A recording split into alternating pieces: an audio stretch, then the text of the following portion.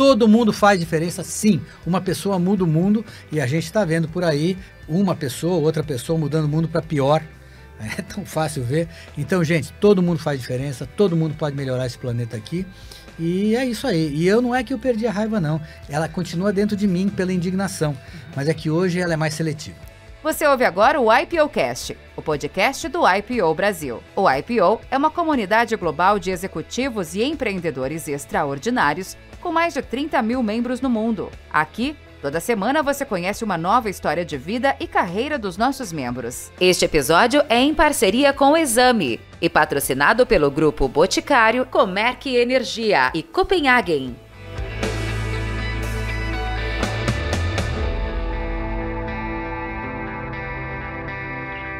Olá, tudo bem? Hoje estamos aqui com mais um IPOcast, o podcast do IPO Brasil, com a nossa amiga Yapim, querida. Prazer estar aqui, Ventura. Prazer. E hoje nós temos um grande convidado do IPO, com muito legado, história. Gostaria que você apresentasse ele. Difícil para trazer ele aqui, né, Yapim? Mas estamos aqui com prazer. Não, é uma honra tê-lo, né? Porque é um IPO de longuíssima data, alguém que é super icônico no mercado, tanto no empresarial como também no mercado, no ambiente do meio de sustentabilidade, que hoje, acho que talvez a palavra ESG foi ele que promoveu ela. Exatamente, ela, né? Uhum. Então, eu tenho o prazer de apresentar Roberto Klabin. Ele está aqui conosco hoje. Acho que ele é uma das pessoas que tem moldado esse cenário brasileiro em prol do meio ambiente e da sustentabilidade. Óbvio, um empresário super conhecido, acionista do Grupo Klabin.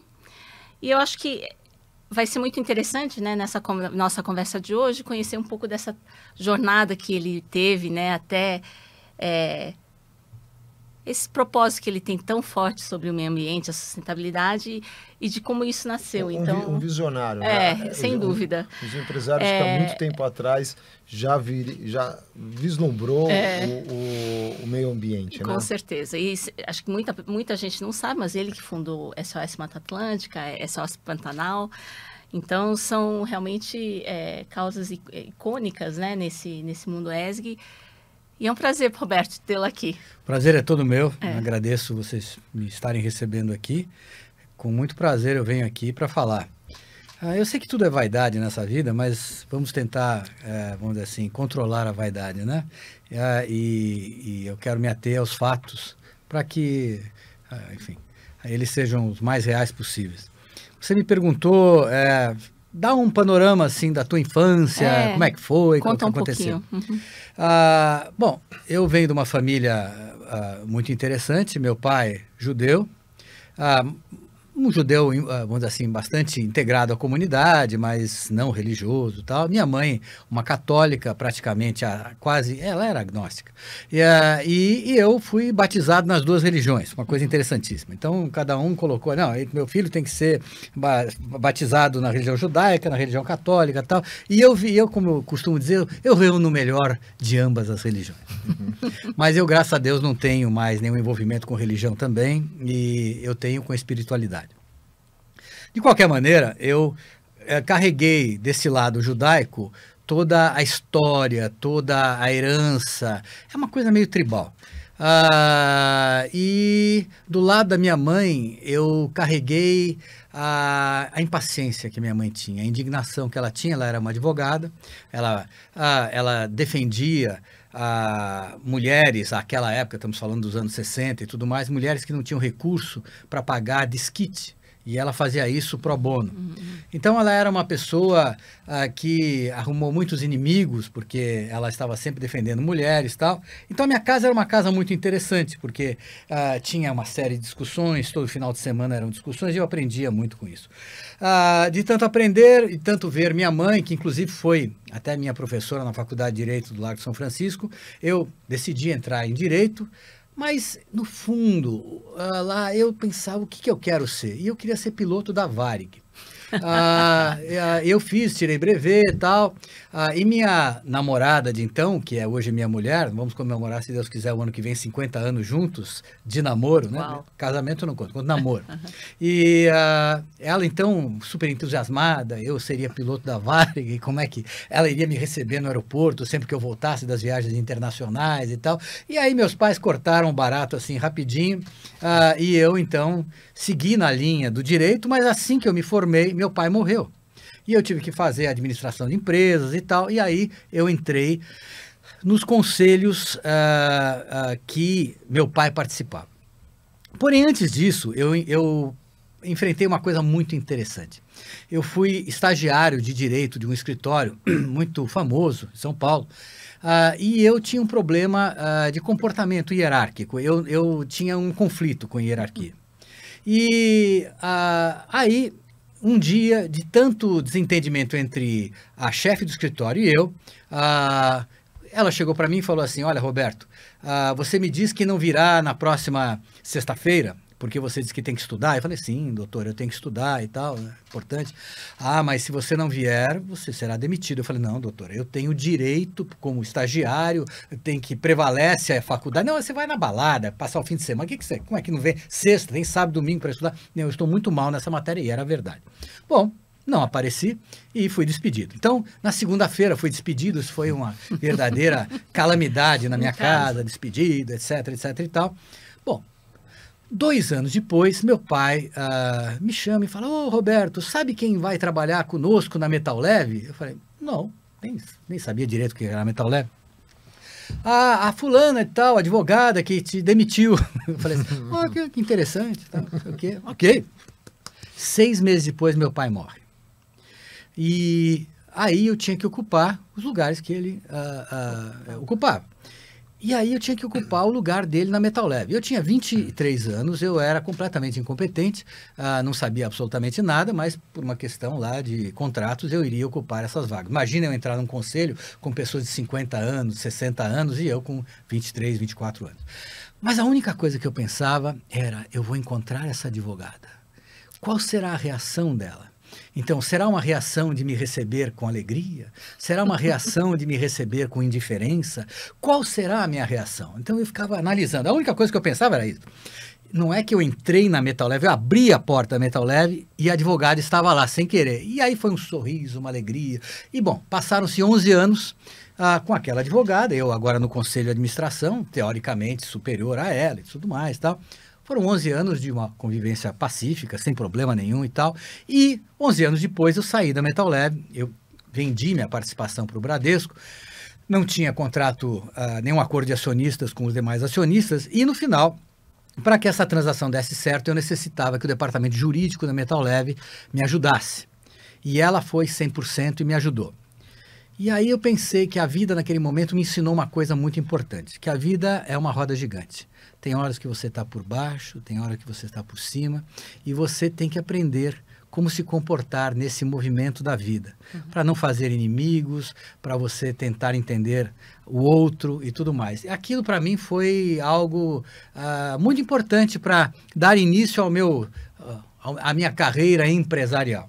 A partir dali, eu fui ocupando espaços, eu era uma pessoa muito despreparada, embora eu tenha feito... Você tinha irmãos? Eu tenho um meio-irmão americano, que é 9 anos mais velho que eu, e mora nos Estados Unidos. E ele hoje é um fulano de muito sucesso, ele é dono de uma gravadora de jazz chamada Resonance Records, e é a maior gravadora de jazz do mundo. Eles fazem um trabalho incrível, ele mora em Los Angeles. Mas meu irmão não tinha interesse nenhum pelo Brasil.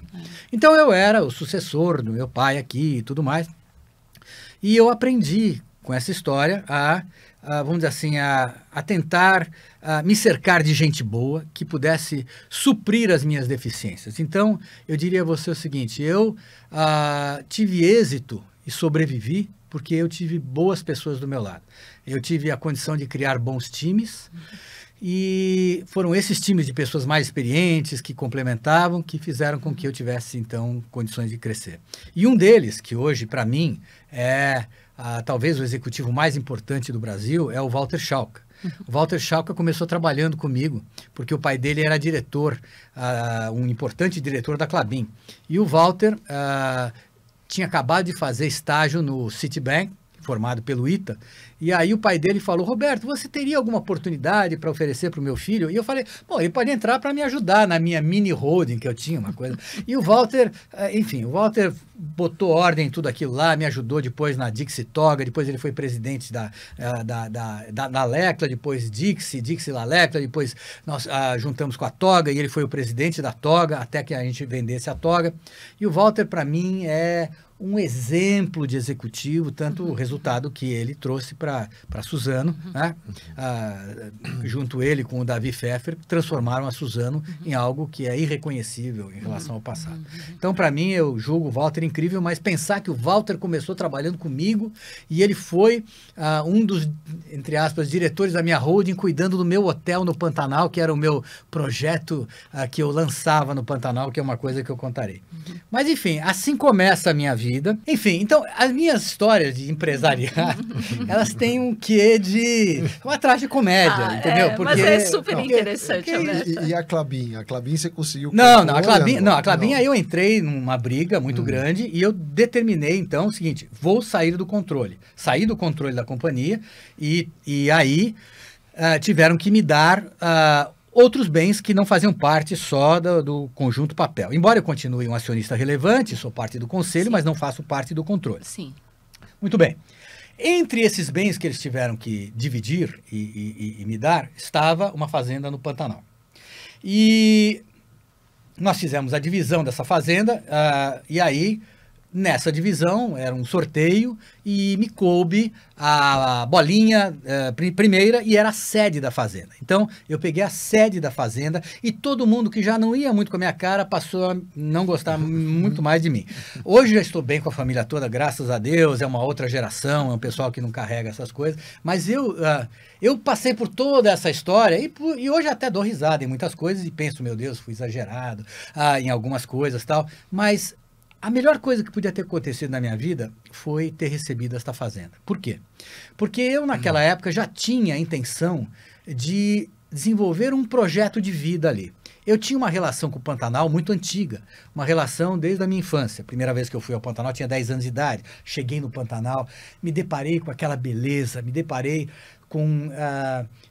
sei lá, uma natureza, cheiros estranhos, araras azuis voando em cima da gente. E aquilo me fascinou. E eu pensei, com o decorrer do tempo, como o Pantanal era tão mal entendido. As pessoas entendiam o Pantanal apenas como um lugar para a criação de gado. E eu enxergava o Pantanal como algo muito além disso, pela beleza, pela biodiversidade, por tudo aquilo que tinha. Quando a fazenda foi dividida, eu estava preparado para qualquer que fosse o pedaço que eu pegasse, eu iria desenvolver um projeto baseado num tripé. Um tripé que teria pecuária extensiva, turismo de observação de fauna selvagem e trabalho de conservação. E eu comecei com esse trabalho criando uma reserva dentro da minha fazenda, que hoje virou uma RPPN, Reserva Particular do Patrimônio Natural, de 5.600 hectares, e quem fez essa reserva foi a Exalc, né, da USP, né, lá em Piracicaba. E o pessoal foi lá, e lá eu passei a conviver com cientistas, eu achei aquilo interessantíssimo. E aí eu fui para a África, aonde eu fiquei um tempo para aprender como é que o pessoal desenvolvia esses projetos de safaris. Aquela época, estamos falando de 86, não havia esse conceito de ecoturismo, não havia nada disso.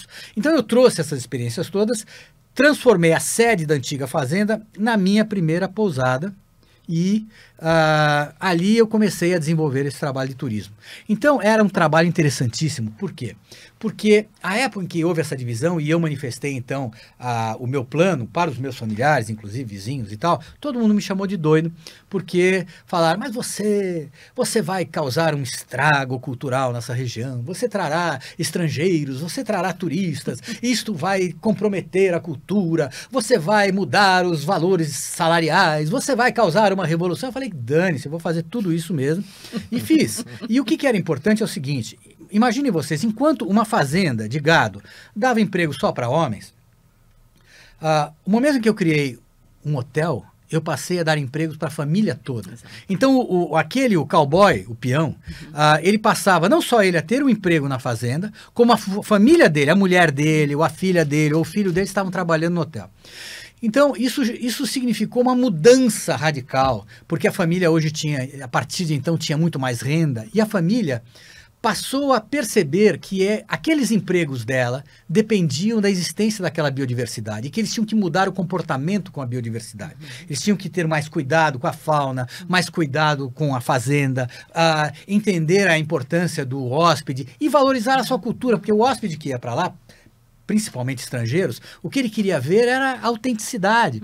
Então ele queria ver o peão vestido de pantaneiro. Então, tudo aquilo, contrariamente àquilo que o pessoal dizia, vai destruir. Não, ao contrário, a cultura foi valorizada, a fauna voltou. Uma das coisas que eu fiz na fazenda logo foi eliminar os cachorros. Eliminar, quero dizer, cada dono de cachorro levava o cachorro embora e ia para sua casa, na cidade e tal. Eu não queria mais cachorros lá dentro. E só a eliminação dos cachorros, a não presença deles lá dentro, fez com que a fauna toda voltasse a se aproximar das pessoas e tudo mais. A ponto de que hoje nós temos onça praticamente dentro de casa. Uau. Então, eu tive que criar todo um cercamento das áreas para evitar que esses animais entrem, porque é um risco, né? Claro. Que ano que você começou, Roberto? 87. 87. Então, foi um longo aprendizado e aquele projeto do Pantanal passou a ser o meu projeto de vida.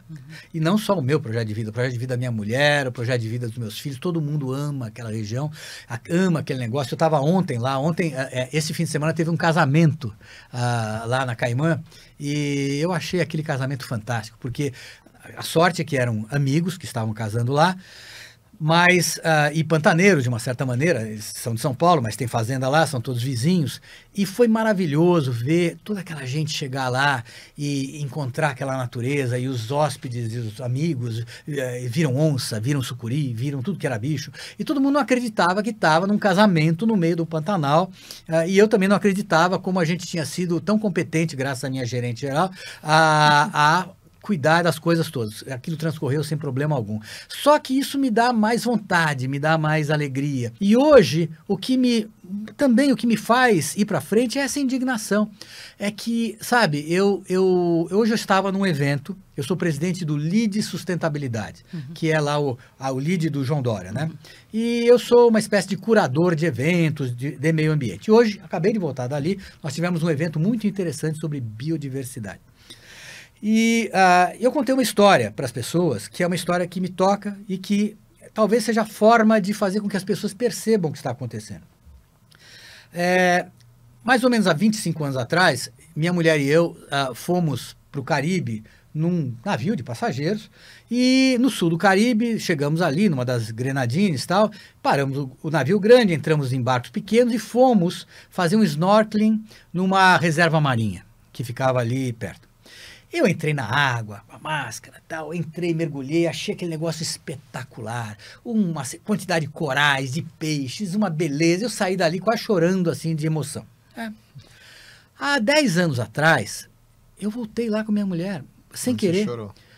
Eu voltei com um grupo de brasileiros, o Mário Haberfeld e o pessoal que tinha organizado, e nós fomos ali, era um grupo de brasileiros de 30 anos, nós na faixa dos 50 e poucos, e fomos sem querer ao mesmo lugar. Aí chegamos lá, e eu ansioso, agora eu vou entrar na água, vou ver aquela beleza, botei a máscara, e minha mulher, você vai entrar? Não, eu vou ficar no barco. Ok. Entrei, quando eu entrei, não tinha mais nada, era um caos, era um negócio morto, branco, arrebentado, só tinha uma cabeça de coral, do meu lado esquerdo, lá longe, que sobrou, e aqueles peixinhos girando em torno daquele negócio, que era a última coisa que tinha sobrado ali. Eu saí da água arrasado. E falei para minha mulher, olha, eu não imaginava, tão pouco tempo depois, de enxergar uma destruição dessa. Ela falou, você devia ouvir o que os mais jovens estão falando. Eu falei, como assim? Ela falou, os mais jovens estão saindo dessa água e falando, que maravilha. Então aquilo me fez pensar que o que está acontecendo na passagem das gerações é que as gerações estão baixando a régua da exigência, da noção do que já houve. Cada geração convive com o menos e considera isso bom. Então, esse é um negócio que me deixou muito chocado. E esse discurso que a gente tem que levar para todos é dizer o seguinte, gente, este planeta é maravilhoso, só que nós estamos transformando esse planeta cada vez mais numa coisa que é inviável. Nós dominamos mais ou menos 90% dos ecossistemas do planeta que nós já transformamos. Para você ter uma ideia, hoje, se a gente for somar a massa, o peso dos vertebrados terrestres na Terra, 32% é gente. 65% são animais que servem para a gente. E só 3% são animais selvagens. Para você ter uma ideia, o Brasil tem um rebanho bovino comercial de 194 milhões de cabeças. Eu sempre brinco, as onças são uma ameaça, o Pantanal tal. O Pantanal tem um rebanho, acho que de 3 milhões e pouco. Estima-se no Pantanal uma população de 1.700 onças. Estima-se no Brasil uma população de 27 mil onças. Estima-se nas Américas uma população de 100 mil onças, do México para baixo. Se você computar o que o Brasil tem de gado, mais os Estados Unidos e mais o resto, dá aqui, umas 300 e poucas, milhões de cabeças. Quando você pensa, o mundo tem 26 bilhões de aves para abate, frangos e tal e qual. E eu faço é interessante, nós temos só 5 mil araras azuis no Pantanal. Se você tiver uma gripe aviária, você mata lá 10 mil, 50 mil dessas aves de cativeiro, assim como nada, né? Para evitar. Uma gripe aviária que afete uma população da arara azul, mata toda a população da arara azul. Então, o que eu quero dizer é que nós não percebemos o que nós fizemos. Nós temos, só o Brasil tem 168 milhões de pets. Tem, acho que 60 milhões de cachorros, 30 e poucos milhões de gatos. O impacto desses pets, seja na alimentação que eles têm que ter, na destruição dos mares, porque você parte dos peixes que você captura, é para transformar em alimento para pet. Enfim, em tudo que você faz, nesses animais soltos, esses gatos soltos, destruindo tudo que é biodiversidade. Então, a gente não está percebendo o planeta que nós estamos criando. E nós estamos vivendo hoje dentro de uma crise climática e uma crise de biodiversidade. E nós, como bons seres humanos, a gente não consegue imaginar, a gente sempre prevê o futuro baseado no passado que nós conhecemos. Só que esse futuro que vem aqui não tem referência alguma com nada. Esse futuro climático e esse futuro de pobreza de biodiversidade vai ser algo terrível para as próximas gerações. Então, nós temos que estar continuamente falando sobre isso, porque as pessoas não têm noção do que elas vão enfrentar. Infelizmente, a gente vive naquela linha da tragédia dos comuns, que eu sempre falo, né? Que é aquela história de um bem comum que o privado explora a seu bel prazer, independentemente do impacto que isso possa trazer para o resto das pessoas. Então, é aquela história do pescador. Eu vou pescar, porque se eu não pescar, o outro vem e pesca. E por aí vai, até que os estoques estejam completamente acabados. Essa é a mentalidade que nós temos hoje e é muito difícil falar com as pessoas. É muito difícil explicar para as pessoas onde é que está a beleza das coisas. Vocês são capazes de admirar a beleza? Vocês são capazes de pensar que essa beleza não deveria ter preço, mas a gente tem que valorizar tudo para poder salvar as coisas. Mas a beleza não conta. Então, o ser humano, para mim, é muito difícil de entender. E para terminar essa história aqui, é só a gente perceber as prioridades do ser humano, né? Ou seja, a gente gasta 1,5 trilhões de dólares por ano em armamento para autodestruição. E nós somos incapazes de gastar 100 bilhões de dólares para reverter o problema climático nos países mais necessitados. Então, é uma questão de prioridades. E por isso que, vamos dizer assim, de uma certa maneira, essa indignação, que não é só minha, é de muitas pessoas que eu conheço, de tentar explicar, de tentar mudar, de tentar corrigir, é muito difícil. Portanto, quando eu vejo o meu projeto no Pantanal, eu penso naquele projeto, se ele conseguir sobreviver às mudanças climáticas, eu penso nele como uma arca de Noé. Então, já que não dá para resolver o problema de tudo, pelo menos eu estou tentando resolver um problema ali, de conservar aquele lugar o mais intacto possível, com a maior biodiversidade possível, porque se um dia a gente sobreviver à estupidez humana, quem sabe essas áreas que se transformaram nessas arcas, elas terão a biodiversidade necessária para multiplicar biodiversidade em áreas que perderam, né? Um exemplo clássico disso é o Pantanal da Argentina, no Rio Paraná, uma região chamada Iberá. O Pantanal ali, próximo do nosso Pantanal. Eu visitei esse Pantanal, não tem nada, não tem nada, eles mataram tudo. Então, hoje, a Fundação Tompkins, daquele pessoal do Chile, os americanos, eles estão fazendo um trabalho magnífico em Iberá de repopulação. E nós mandamos onças do Brasil para lá, estamos mandando araras, estamos fazendo uma série de coisas para repopular. Então, eu diria o seguinte, a gente quer ter um mundo melhor para os nossos filhos, se a gente ficar sentado, a gente não vai ter. E vamos falar só um pouquinho do YPO, você já está, a gente estava falando um pouco antes, está no YPO Desde 1986. Então. O YPO, para mim, ele foi muito importante. Por quê? Porque eu era uma pessoa que tinha pouquíssimo... como é que se fala? Eu não tinha muitos contatos, assim. Eu era muito fechado, tal. Minha família e eu, assim, minha mulher, filhos, tal, sempre vivíamos fechados na família. Então, eu era meio que vamos dizer assim, como é que fala? Aquele cara que fica escondido da sociedade. Enfim, é um ermitão social. O YPO abre as portas para mim para conhecer gente, né? E eu conheci muita gente. O YPO internacional foi fantástico, fiz muitas viagens. E aí, eu acho que culminou tudo com o momento em que eu viro o chairman do evento da Amazônia, em 1996. A gente trouxe para Manaus, acho que foram 800 pessoas. Uau. E eu era o chairman. E aquilo foi um sucesso, mas um sucesso retumbante.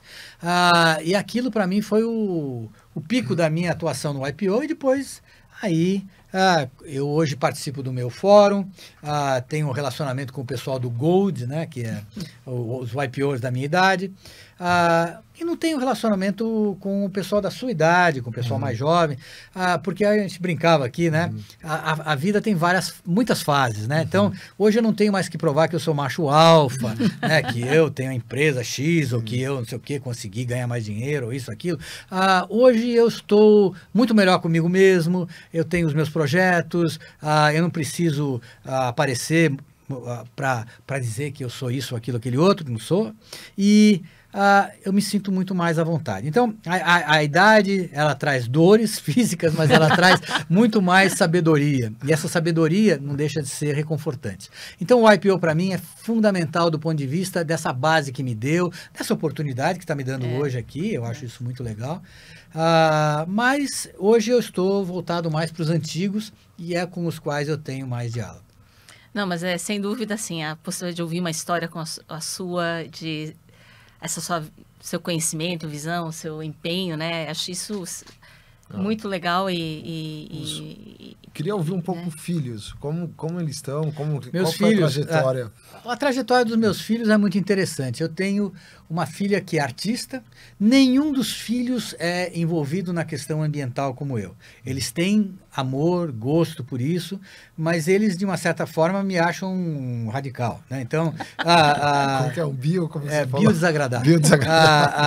E também santo de casa não faz milagre. Tem muita coisa que eu poderia estar melhor, sabe? Que você aponta o dedo para o outro quando você, dentro de casa, não faz aquilo que tinha que estar fazendo. Então, esse negócio de falar que você está certo ou está errado é muito complicado. Eu não estou aqui para dizer que eu sou melhor que ninguém. Eu estou apenas dizendo aqui que eu estou enxergando uma situação e que eu gostaria que as outras pessoas enxergassem e que tomassem as rédeas do destino, ao invés de ficarem sentadas esperando que alguma coisa vai mudar, e não vai mudar, só vai piorar. Então é isso. Os filhos me ajudam, participam, cada um tem sua vida. Eu tenho um filho temporão, de 22 anos, e uma filha mais velha de 40, então o temporão hoje ele estuda em Nova York, está fazendo NYU, está fazendo Hospitality Management, né? E ele quer voltar, e ele quer trabalhar.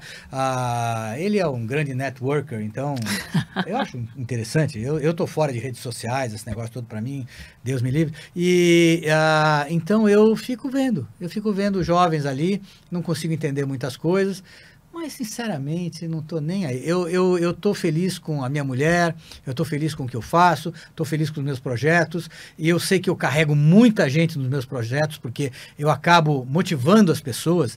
Eu acho que quando você tem um propósito, fica muito mais fácil de você contaminar positivamente as pessoas. E é isso que eu tento fazer no Pantanal, é isso que eu tento fazer na minha casa, sem muito êxito, e tento fazer com muitas pessoas do entorno. Mas é isso, é ir levando, né? Então, não sei... É muito legal ouvir a sua história, que você começou por assim, eu tinha muita raiva dentro de mim, né? E hoje você demonstra uma serenidade, né? De que passou, né? Esses momentos da vida toda com serenidade, com completude, com satisfação, né? E na simplicidade, né? Quando você olha, contemplar, é uma palavra que pouquíssimas pessoas falam hoje, né? Contemplar, né? Eu tenho um hábito, né? Eu moro fora de São Paulo, numa casa eu tenho cana-de-açúcar, café, legal. Planto horta, e atrás tem 200 mil metros de mata, na Aldeia da Serra. Que maravilha. E aí eu falo muito para meus filhos, né? Um está fazendo computer science fora agora, mas contempla. Você está assim, vai lá na árvore, olha as flores, olha as ervas que nós temos, olha. Então, e eu percebi muito quão difícil é para a juventude contemplar, porque eles estão na tela. Eles estão na tela o tempo inteiro, estão no digital, né? Então, sentir, pisar na grama, abraçar a árvore, tem uns pinheiros grandes, tal, né? Essa é uma coisa que você traz muito isso na sua vida, né? Você traz muito isso na sua vivência, né? E isso vai encantar, certamente vai encantar as pessoas. Certamente vai tocar e espero que reverbere, porque... o nosso mundo é um mundo de plástico hoje, né? Está contaminado com plástico em todos os lugares. E o mar, como você comentou, destruído, né? Então, continue que vai inspirar muitos, viu? Nós vamos ter um evento agora, semana que vem, em Santos, o LID também vai fazer, sobre o mar. E nós vamos estar falando sobre exatamente o que está acontecendo. Então, eu estou cada vez mais querendo promover esses eventos, para que as pessoas possam pelo menos escutar, né? Sim. E quem sabe se comoverem com o que está acontecendo e participar. Mas eu acho que, sei lá, o importante é assim, as pessoas em geral, para terminar aqui a minha participação, as pessoas, elas pensam assim, o problema é muito grande e eu não faço diferença. Mentira, faz diferença sim. O problema é grande, então começa com um problema pequeno, que você possa ter controle sobre ele e que você eventualmente possa cuidar dele sozinho, ou que você possa reunir amigos ou pessoas que pensem igual para resolvê-lo. Mas onde é que tem um problema pequeno? Um problema que te aflige, sei lá, você está na Aldeia da Serra, tem uma coisa dentro da Aldeia da Serra para melhorar, alguma coisa no seu bairro, alguma coisa na sua praça, alguma coisa aqui ou acolá. As pessoas não pensam nisso, mas se elas pegarem pequenos projetos, elas vão vendo que a solução disso aqui dá uma enorme motivação para você ir para projetos maiores, e assim vai. Organizar-se em grupos, criar ONGs, encher o saco de político. Político a gente tem que pressionar, a gente tem que estar presente, tem que ir para Brasília. Brasília, fazer advocacy, isso é uma coisa que a gente faz. Então, eu digo, não existe essa história de ficar lamentando o fato de que os problemas ganharam uma dimensão que eu não faço mais diferença. Todo mundo faz diferença, sim. Uma pessoa muda o mundo e a gente está vendo por aí uma pessoa, outra pessoa mudando o mundo para pior. É tão fácil ver. Então, gente, todo mundo faz diferença, todo mundo pode melhorar esse planeta aqui. E é isso aí. E não é que eu perdi a raiva, não. Ela continua dentro de mim pela indignação. Mas é que hoje ela é mais seletiva. Tá certo. Bom, normalmente, Alberto, a gente presenteia, né, nossos convidados com um livro. O Duane, que é o nosso mentor aqui, curador, ele que faz a curadoria. Esse é um livro, não sei se você já ouviu falar do Peter Attia, que fala sobre como a vida hoje, quer dizer, todos nós vamos viver 120 anos, quem sabe 100 na nossa geração, mas um pouco dizendo legal, tem um podcast, tem sido bastante divulgado, e acho que a questão da qualidade de vida tem muito a ver também com o meio ambiente, né? Quer dizer, se a gente vai viver mais, temos que ter um mundo que a gente possa, né, usufruir e participar. Mas que simpático. Muito obrigado por esse livro aqui. Realmente é muita coisa que pelo menos eu conheço gente que pratica, mas não pratica com teoria, pratica sem saber das coisas. Bom, um prazer, Roberto, tê-lo aqui conosco, né? Exatamente. Muito inspirador, e fica aqui o convite para próximas vezes já você estar aqui novamente conosco, contando a evolução dos projetos e de longa data, viu? Não, e Muito quem obrigado. sabe voltar a fazer alguns eventos no IPO para a nossa geração, para realmente uma educação aí muito... Mas isso o dia que vocês quiserem, eu faço com o maior prazer. Boa, boa, e a Pelino sabe que eu sou learning, já está mas não eu faço, eu levo gente, eu organizo e levo pessoas que falam muito melhor do que eu, que têm muito mais conhecimento do que eu sobre temas específicos, né? E não levo chato. Então, quer dizer, eu levo gente que não vai dar aula, levo gente que vai tirar o cara da cadeira. Então, esse é o objetivo. Tá ótimo. Muito bom. Obrigado. Obrigada, eu agradeço, gente. Obrigado. Prazer. Não deixe de escutar os outros episódios do YPOcast, disponível em todas as plataformas de streaming.